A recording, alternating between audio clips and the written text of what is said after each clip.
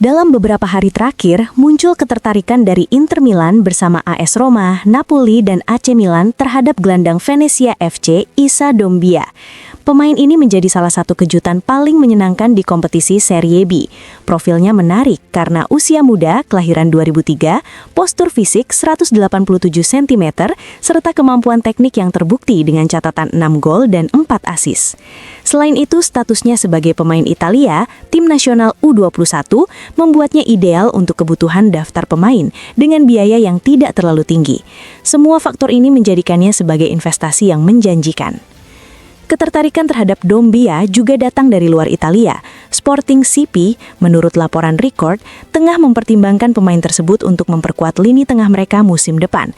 Gelandang berusia 22 tahun itu diproyeksikan sebagai calon pengganti Hidemasa Morita di tengah situasi di mana pemain tim nasional Jepang tersebut terus menarik perhatian pasar internasional. Situasi ini menimbulkan kesan bahwa klub yang ingin mengamankan jasa talenta muda tersebut harus bergerak cepat. Persaingan tidak hanya terbatas pada klub-klub Italia, tetapi juga akan meluas ke kancah internasional dengan semakin banyak klub luar negeri yang mulai melihat potensi besar dalam diri Doumbia.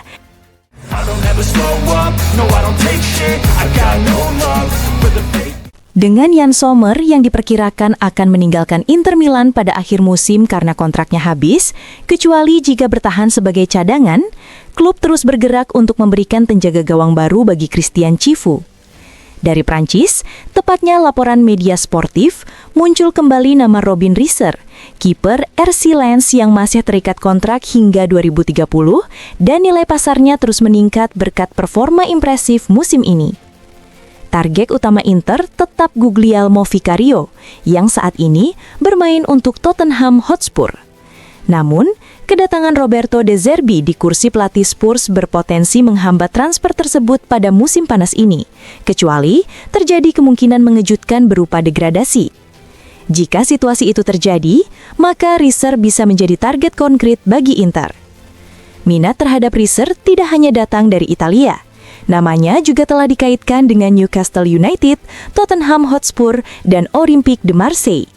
Hal ini membuat rumor yang awalnya biasa berkembang menjadi tren penting menjelang bursa transfer berikutnya. Sementara itu, Riser juga dikabarkan berpotensi berganti agen. Ia disebut tengah mempertimbangkan untuk bergabung dengan agensi Excellent Sport Nation yang menaungi pemain seperti Mike Maignan, Jules Koundé, dan Manu Kone, yang semakin memicu spekulasi terkait masa depannya. Pihak Lens sendiri terus memantau situasi ini, dan pelatih Pierre Sage tidak secara tegas menutup kemungkinan penjualan kiper kelahiran 2004 tersebut. Transfer ini tentu akan berdampak signifikan terhadap strategi klub Liga Prancis itu, dan tidak menutup kemungkinan Inter kembali merekrut pemain dari Les Saint-Éor setelah sebelumnya mendatangkan Andy Diouf.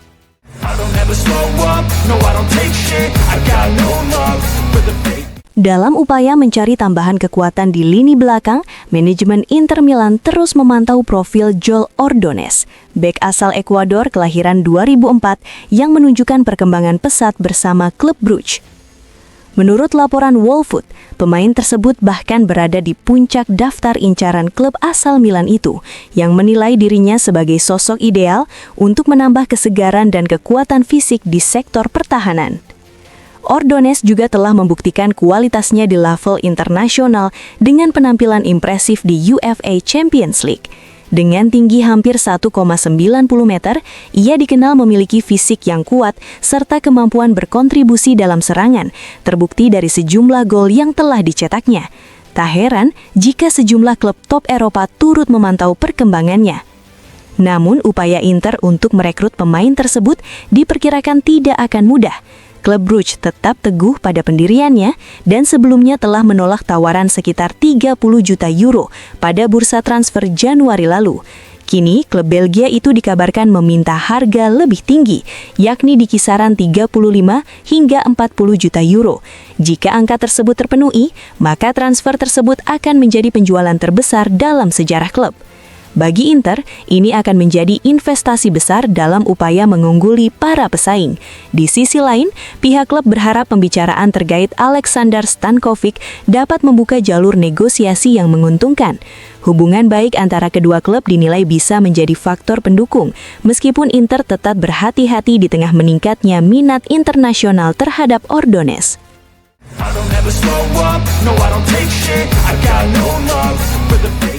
Setelah agennya, Gordon Stipic menutup spekulasi terkait Galatasaray dalam wawancara terbaru, Fabrizio Romano kini mengalihkan perhatian pada kemungkinan perpanjangan kontrak Hakan Çalhanoğlu bersama Inter Milan.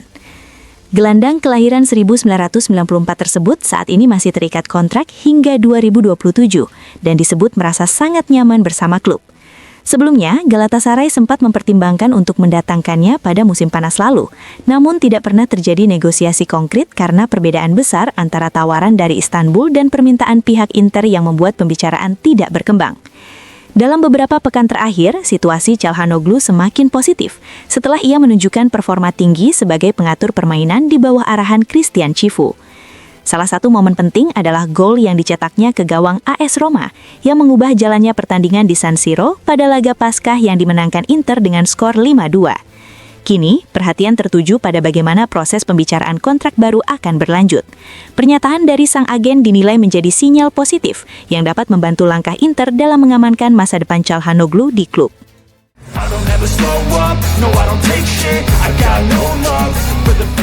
Antonio Paganin memberikan apresiasi terhadap peran Christian Chivu atas performa Inter Milan dalam 2 pertandingan terakhir.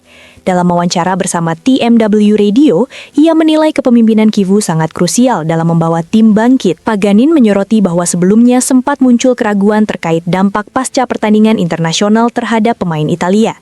Namun keraguan tersebut langsung terjawab dengan performa Inter yang mencetak 9 gol dalam 2 laga.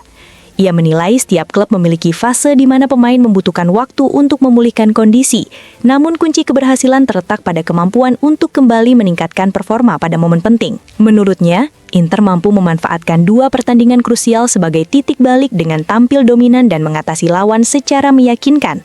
Hal tersebut, kata Paganin, menunjukkan kekuatan tim secara keseluruhan, meskipun sebelumnya mengalami kegagalan di Liga Champions serta dihantam sejumlah cedera pemain. Ia juga menambahkan bahwa Inter memiliki keunggulan dibanding tim lain.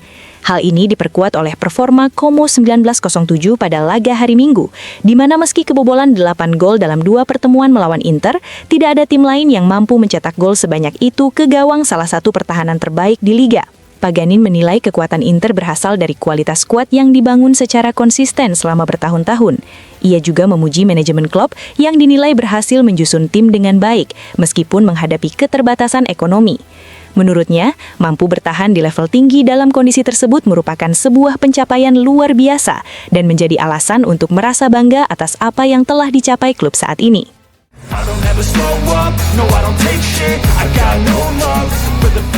Dalam episode terbaru podcast Coses Comode dari Aura Sport, Luca Toni menyoroti kualitas Inter Milan yang tetap mampu menunjukkan kekuatan besar meskipun tanpa Lautaro Martinez saat menghadapi Como 1907.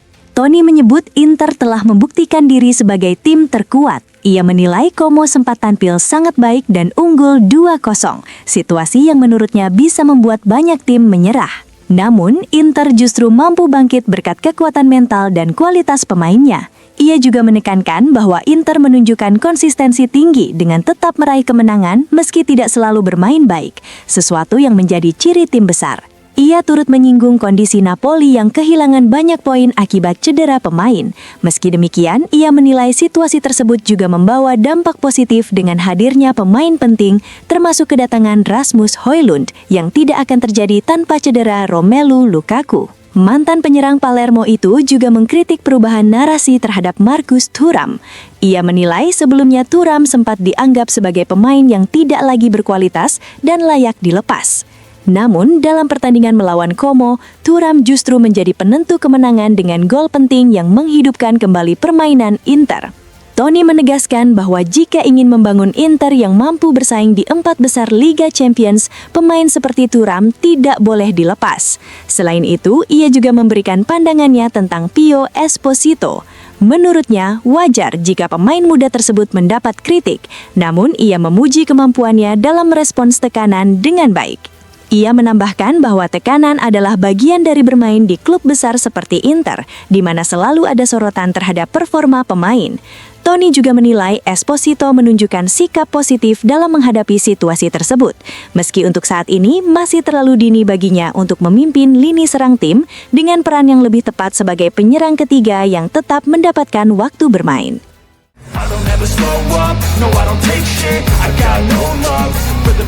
Masa depan Diego Simeone dipastikan tetap bersama Atletico Madrid.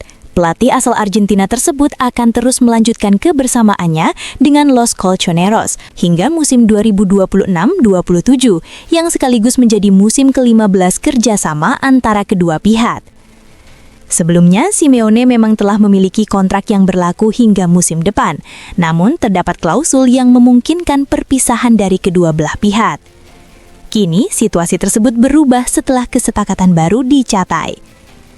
Dalam kontrak terbaru yang ditandatangani secara diam-diam sekitar 1 bulan lalu, tidak lagi terdapat klausul keluar bagi Simeone maupun pihak klub. Hal ini memperkuat kepastian bahwa ia akan tetap menukangi Atletico Madrid pada musim 2026-27. Simeone sendiri sebelumnya sempat membuka kemungkinan kembali ke Italia dengan menyebut ambisinya untuk melatih Inter Milan atau Lazio, dua klub yang pernah ia bela sebagai pemain. Kabar mengenai kontrak baru ini diungkap oleh Gianluca Di Marzio, jurnalis dan pakar transfer dari Sky Sport, yang memastikan bahwa Simeone akan tetap menjadi pelatih Atletico Madrid pada musim 2026-27.